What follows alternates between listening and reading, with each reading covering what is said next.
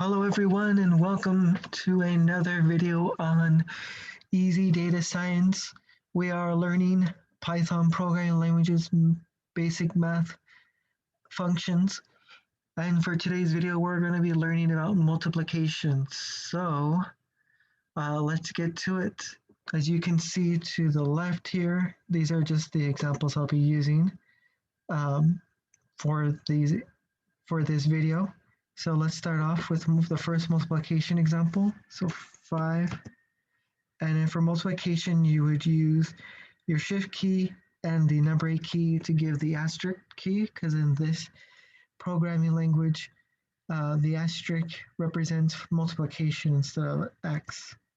So, okay, so it's now 5 times 5, answer is 25. All right, then go with the next example, which is 2 times 9 gets you 18. And this is again, very straightforward. With it, the only difference is that you would have to use the asterisk. So for Windows keyboard, it would be Shift and number 8. Or if it's see here, no, that would be the same thing for any operating system. So it'll also be for an Apple computer too, or a Linux computer.